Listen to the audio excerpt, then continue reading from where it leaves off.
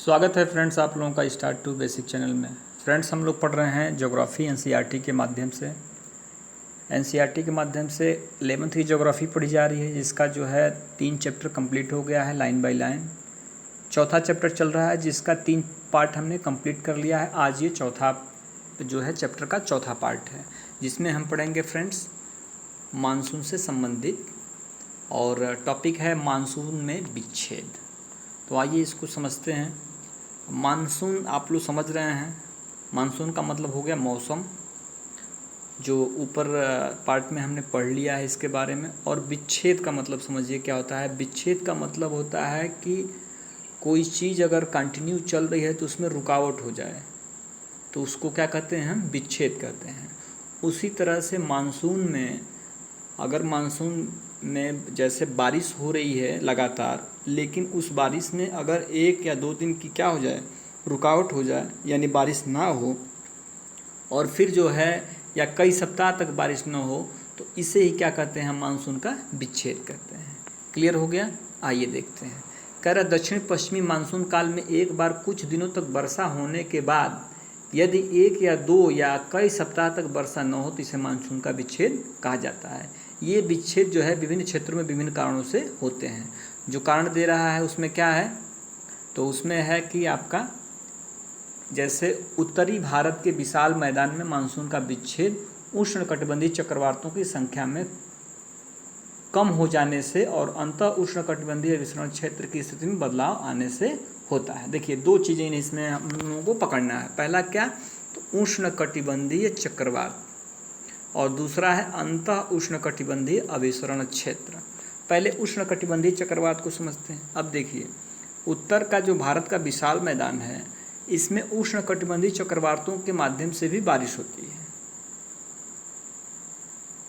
अब उष्णकटिबंधीय चक्रवात बनते कहाँ हैं, तो उष्णकटिबंधीय चक्रवात जो है महाद्वीपों के पूर्वी भाग बनते हैं। अब भारत की बात करें तो भारत में बंगाल की खाड़ी में जो है उष्णकटिबंधीय चक्रवात बनते हैं।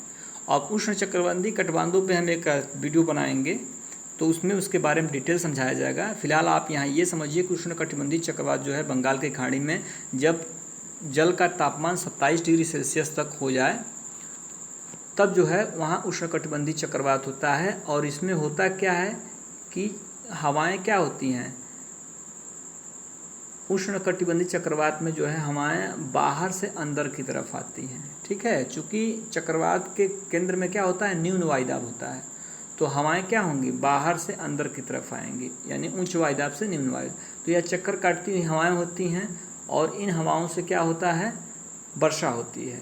चूँकि यह समुद्री तट से उठती हैं तो नमी धारण करती हैं, और जैसे ही ये मैदानी क्षेत्र में आती हैं बारिश करती हैं, तो ये जो है इनकी अगर संख्या में कम हो जाए, मतलब इनका जो है चक्रवातों में जो जल की जो धारण करने की क्षमता है वो कम हो जाता है, इसके वजह से भी क्या हो जाता है, मानसून विच्छेद हो जाता है।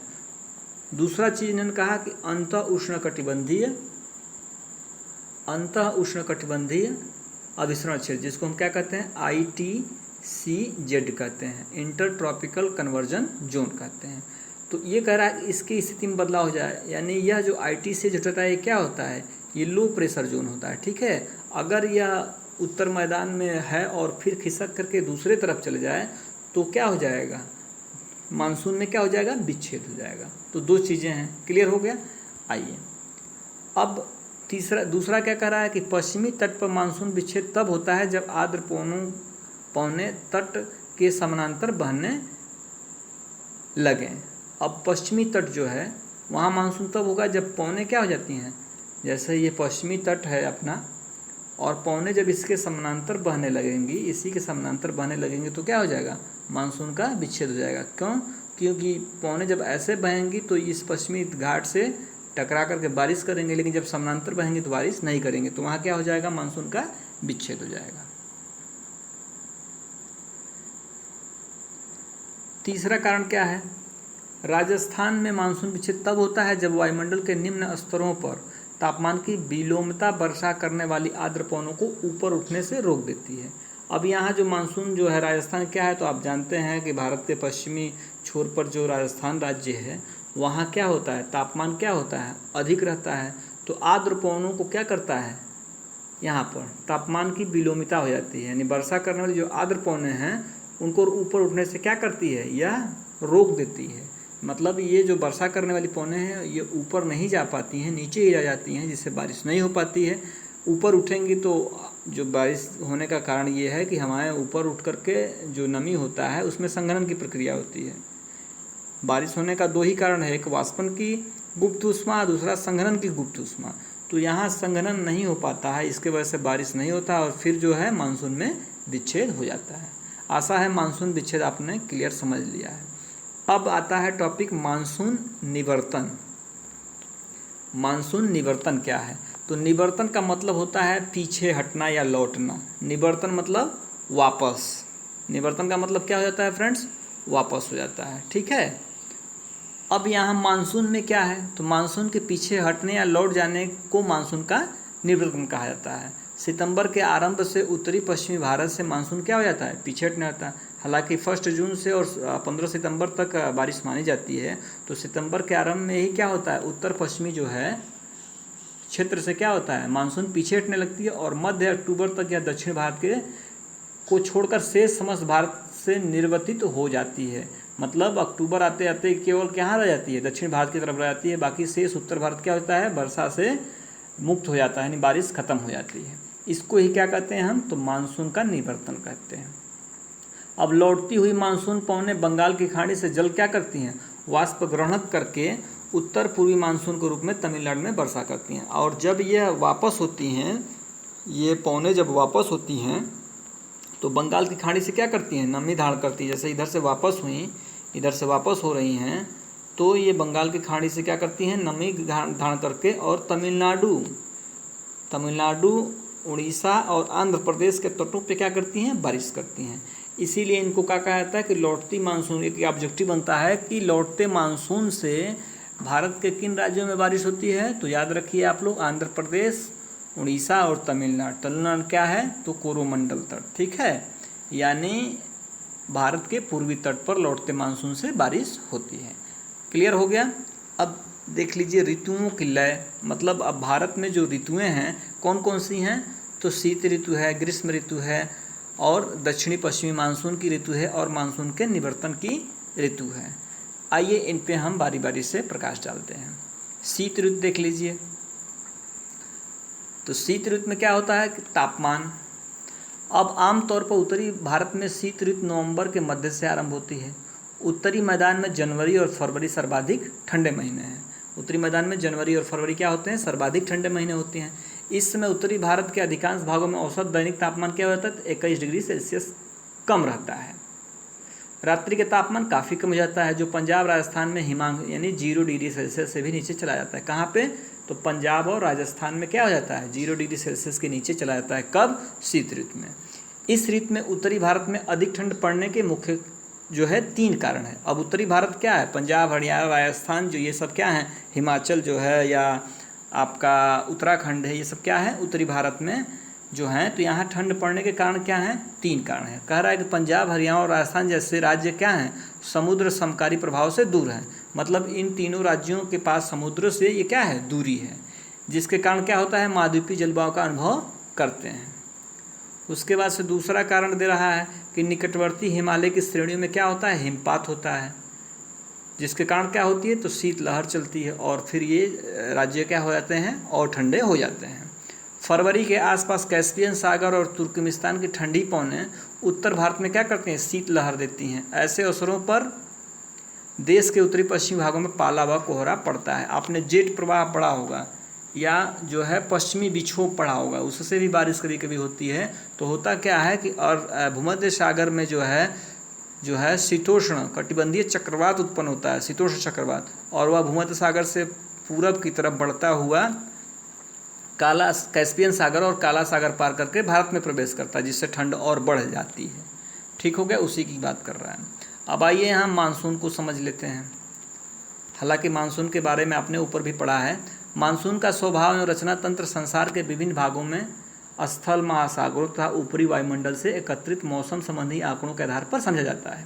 पूर्वी प्रशांत महासागर में स्थित जो है कह रहा है कि फ्रेंच पोलिनेशिया के तहत जो है, जिसे 18 डिग्री दक्षिण और 149 जो है पश्चिम, हिंद महासागर में ऑस्ट्रेलिया के पूर्वी भाग में स्थित पोर्ट डार्विन के बीच पाए जाने वाले वायुदाब के अंतर मापकर मानसून की तीव्रता के बारे में, मतलब ये कहने का मतलब ये है कि पूर्वी प्रशांत महासागर, ठीक है, और हिंद महासागर में ऑस्ट्रेलिया के पूर्वी भाग में वायुदाब में क्या होता है, अंतर होता है, और इसी को नाप करके मानसून की तीव्रता के बारे में हम क्या करते हैं, पूर्वानुमान, यानी अनुमान, उसके पहले अनुमान हम क्या करते हैं, लगाते हैं। पूर्वानुमान मतलब मानसून आने से पहले उसका अनुमान लगा लेते हैं।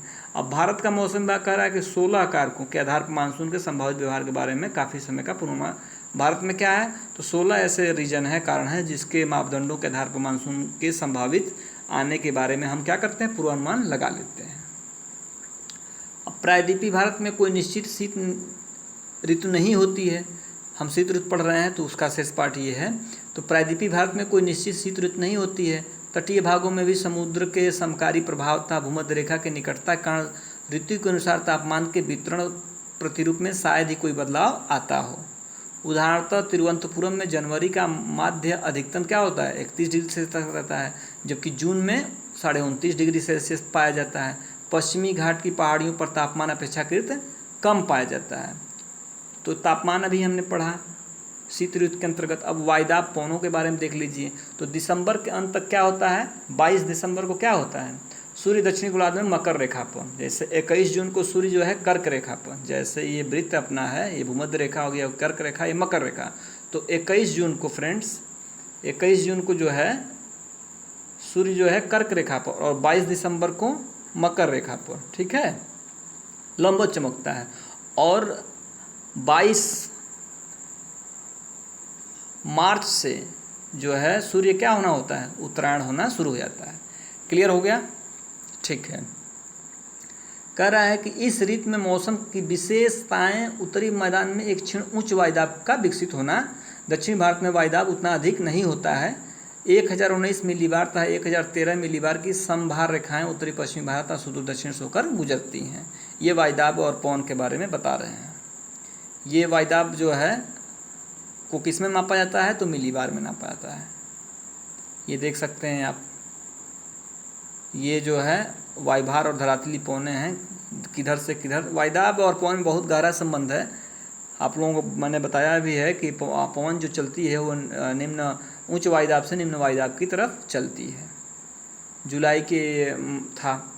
कह रहा परिणाम स्वरूप उत्तरी पश्चिमी उच्च वायुदाब क्षेत्र से दक्षिण में हिंद महासागर पर स्थित निम्न वायुदाब की ओर क्या होती हैं, पवनें चलना आरंभ कर देती हैं। कम दाब प्रवणता के कारण 3 से 5 किलोमीटर प्रति घंटा की गति से जो है मंद गति से पवनें चलने लगती हैं। मोटे तौर पर क्षेत्र की भू आकृति भी पवनों की दिशा को प्रभावित करती है। गंगा घाटी में इनकी दिशा पश्चिमी और उत्तरी पश्चिमी होती है। गंगा ब्रह्मपुत्र डेल्टा में इनकी दिशा उत्तरी हो जाती है और भू आकृति के प्रभाव से मुक्त इन पवनों की दिशा बंगाल की खाड़ी में स्पष्ट तौर पर उत्तरी पूर्वी होती है। सर्दियों में भारत का मौसम सुहावना होता है, फिर भी यह सुहावना मौसम कभी कभार हल्के चक्रवाती अवदाबों से बाधित होता रहता है। पश्चिमी विक्षोभ कहे जाने वाले ये चक्रवात पूर्वी भूमध्य सागर पर उत्पन्न होते हैं और पूर्व की ओर चलते हुए पश्चिमी एशिया, ईरान, अफगानिस्तान तथा पाकिस्तान को पार करके भारत के उत्तरी पश्चिमी भागों में पहुँचते हैं। मार्ग में उत्तर में कैस्पियन सागर तथा दक्षिण में ईरान की खाड़ी से गुजरते हुए इन चक्रवातों की आर्द्रता में संवर्धन हो जाता है। पश्चिमी जेट प्रवाह इन अवदाबों को भारत की ओर उन्मुख करने में क्या भूमिका निभाते हैं, ये बारे में कह रहे हैं। अभी मैंने जिक्र किया कि जो है भूमध्य सागर में जो शीतोष्ण चक्रवात उत्पन्न होता है वह कैस्पियन सागर और काला सागर पार करके क्या होता है, भारत में प्रवेश करता है। कब, तो शीत ऋतु में, जिसको हम क्या कहते हैं, पश्चिमी विक्षोभ कहते हैं। उसी के बारे में चर्चा कर रहे हैं। वर्षा का देख लीजिए शीत ऋतु में। तो कह रहा शीत ऋतु में मानसूनी पवनें स्थल से समुद्र की ओर चलने के कारण वर्षा नहीं करती हैं, क्योंकि एक तो इनमें नमी केवल नाम मात्र की होती है और दूसरा स्थल पर घर्षण का इन पवनों का क्या होता है, तापमान बढ़ जाता है, जिससे वर्षा होने की संभावना निरस्त हो जाती है। अतः शीत ऋतु में अधिकांश भारत में वर्षा नहीं होती। अपवाद स्वरूप कुछ क्षेत्रों में ही शीत ऋतु में वर्षा होती है। आप लोग बता दें फ्रेंड्स, शीत ऋतु में जो वर्षा होती है भारत में मात्र कितनी होती है, 10% होती है, ठीक है, 10%। और जो है ग्रीष्म ऋतु में बारिश कितनी होती है, 90%। शीत ऋतु में वर्षा कैसे होती है, तो उत्तरी पूर्वी जो है मानसून से होती है और ग्रीष्म ऋतु में दक्षिणी पश्चिमी मानसून से 90% बारिश होती है। अब उत्तर पश्चिमी भारत में भूमध्य सागर से आने वाले कुछ क्षीण शीतोष्ण कटिबंधीय चक्रवात, जिस चक्रवात की मैं बात कर रहा शीतोष्ण चक्रवात, जिसको हम पश्चिमी विक्षोभ भी कहते हैं। ये पंजाब, हरियाणा, दिल्ली तथा उत्तरी पश्चिमी उत्तर प्रदेश में कुछ वर्षा करते हैं। कम मात्रा में होते हुए शीतकालीन वर्षा भारत में रबी की फसल के लिए क्या होती है, तो उपयोगी होती है। जो गेहूँ की फसल होती है और ये इस बारिश से क्या होती है, उपयोगी हो जाती है। लघु हिमालय में वर्षा किस रूप में होती है, देखिए अब ये जो पश्चिमी विक्षोभ से वर्षा होती है वह हिमालयी क्षेत्रों में क्या होगी, हिम के रूप में होगी, फुहार के रूप में होगी। और मैदानी क्षेत्रों में किस तरह से होती है, तो जल के रूप में होती है। वही कह रहा है कि लघु हिमालय में वर्षा हिमपात के रूप में होती है। वहीं हिम है, यह वही हिम है जो गर्मियों के महीने में हिमालय से निकलने वाली नदियों में जल के प्रवाह को निरंतर बनाए रखती है। वर्षा की मात्रा मैदानों में पश्चिम से पूर्व की ओर तथा पर्वतों में उत्तर से दक्षिण की ओर घटती जाती है। मैदानों में पश्चिम से पूर्व की तरफ क्या होती, घटती है, और जो है पर्वतों में उत्तर से दक्षिण की तरफ यानी ऐसे क्या होती है, घटना शुरू हो जाती है। दिल्ली में सर्दियों का औसत वर्षा कितना होता है, 53 मिलीमीटर होता है, जबकि पंजाब बिहार के बीच में यह क्या होता है, 18 से 25 मिलीमीटर के बीच रहता है। मतलब दिल्ली में थोड़ा सा पड़ता है, लेकिन बिहार और आपका पंजाब में क्या हो जाता है, कम हो जाता है। कभी कभी देश के मध्य भागों में और दक्षिणी प्रायद्वीप के उत्तरी भागों में कुछ शीतकालीन वर्षा हो जाती है। जाड़े के महीनों में भारत के उत्तरी पूर्वी भाग में स्थित अरुणाचल प्रदेश तथा असम में 25 से 50 मिलीमीटर तक वर्षा होती है।